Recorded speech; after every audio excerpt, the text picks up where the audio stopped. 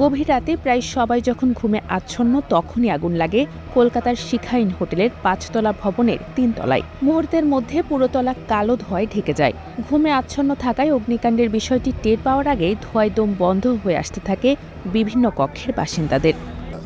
আমি রাত 1:30 থেকে 40 আনুমানিক দেখি যে আপনার নিচে খুব চিল্লাচিল্লি হচ্ছে। সেকেন্ড ফ্লোরে চিল্লাচিল্লি হওয়ার পর রাত 1:30 থেকে 40 তারপরে আগুনের ফুলকি আস্তে আস্তে উপরের দিকে উঠতেছে আর অতিরিক্ত ধোঁয়া। আমি আমার বেবিকে নিয়ে আর আমাকে ওয়াইফকে নিয়ে আমি তাৎক্ষণিক ছাদে চলে গেছিলাম। আমি রাতে 2:20 নাগাদ নিচে অনেক চিল্লাপালা, আরেক মহিলা চিল্লাপালা করতেছে আগুন লাগছে। পরে আমি বুঝতেছি না আর কি, ভিতরটা অনেক চিল্লাপালা শুনতেছি নিচে। পরে জানালাটা খুললাম, আপনি এখানে জানালা খুলে দেখে নিচে থেকে আপনি কি এই হোটেলেই ছিলেন? এই হোটেলেই ছিলাম, হোটেল 11 4th ফ্লোরে ছিলাম। রুমে থেকে ওই পূর্ব পাশে সিঁড়ির পাশে আগুন লেগেছে। 3 তলায় সিঁড়ির পাশে আগুন লেগেছে। আর পরে আপনার নিচে আর যাওয়ার কোনো পরিস্থিতি নাই। মানে যে রুমে আগুন লেগেছে সেই রুমে লোকজন ছিল এটা বলতে পারি, কিন্তু 3 তলা থেকে কেউ নিচেও আসে না, উপরেও কেউ যাইতে পারে না। 3 তলায় মারা গেছে। 4 তলার লোকের উপরে উঠছে, ছাদের উপরে আমরা 20-25 জন উঠছি। নিচে ওনারা নিচেও নামতে পারে না, নিচে যারা বলছে আর কি। পরে আমরা ছাদের উপরে চলে গেলাম, ফায়ার সার্ভিসের লোক আসলো। 1-1.5 ঘন্টা পরে ফায়ার সার্ভিসের লোক আমাদের ছাদের উপর থেকে নিচে নামাইল।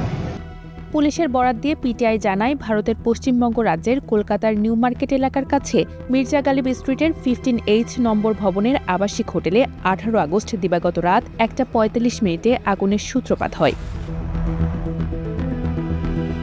এ অগ্নিকাণ্ডে অন্তত 9 জন নিহত এবং আরও কয়েকজন আহত হয়েছেন। মারা যাওয়া ব্যক্তিদের মধ্যে 5 জন বাংলাদেশের নাগরিক বলে নিশ্চিত হওয়া গেছে। কলকাতায় বাংলাদেশের উপ হাই কমিশনার মোহাম্মদ খালেদ জানিয়েছেন যে 5 বাংলাদেশি নাগরিকের পরিচয় নিশ্চিত হওয়া গেছে। তাদের মধ্যে 4 জন কুষ্টিয়ায় এবং 1 জন ঢাকার অধিবাসী। তারা হলেন কুষ্টিয়ার দেবাশিস দত্ত, আফসানা শারমিন, স্বর্ণশীষ দত্ত, মোহাম্মদ আকরাম আলী ও ঢাকার সাফারের আহমেদ বাবু। আগুনের ঘটনায় মারা যাওয়া অন্য ব্যক্তিদের মধ্যে বাংলাদেশি আছেন কিনা তা জানার চেষ্টা চলছে বলে জানিয়েছে কলকাতার বাংলাদেশ উপ হাই কমিশন। দ্য ইন্ডিয়ান এক্সপ্রেসের প্রতিবেদন বলছে, হোটেলটিতে জরুরি ভিত্তিতে আগুন নেভানোর মতো পর্যাপ্ত পানি বা কোনো আধুনিক অগ্নি নির্বাপনের ব্যবস্থা ছিল না। সরু সিঁড়ি এবং খুবই ঘিঞ্জি পরিবেশের মধ্যে 5 তলা বাড়ির প্রতিটি তলায় আলাদা আলাদা হোটেল চালানো হচ্ছিল। আলাদা কোনো এক্সিট বা ইমার্জেন্সি সিঁড়ি ছিল না ভবনটিতে। যারা ট্রেড লাইসেন্স আগে রেজিম থেকে নিয়েছে, ট্রেড লাইসেন্স নেওয়ার কোনো যুক্তি নেই, তার মধ্যে তারা সামান্য মানে একটা ইসি চালানোর কথা 10টা ইসি চালাচ্ছে।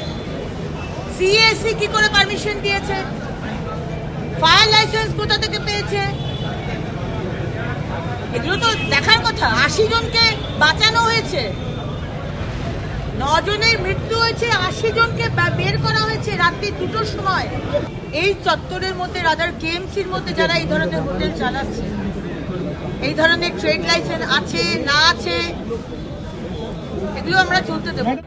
স্থানীয় বাসিন্দারা জানিয়েছেন, কলকাতার ফায়ার সার্ভিসের কোনো অনুমতি ছাড়াই হোটেলগুলো চালাচ্ছিলেন মালিকেরা। ফায়ার সার্ভিসের সদর দপ্তরের পাশে হোটেলে এ অগ্নিকাণ্ডের ঘটনা ঘটলে সঙ্গে সঙ্গে তাদের সদস্যরা ঘটনাস্থলে এসে আগুন নিয়ন্ত্রণে আনার চেষ্টা চালান।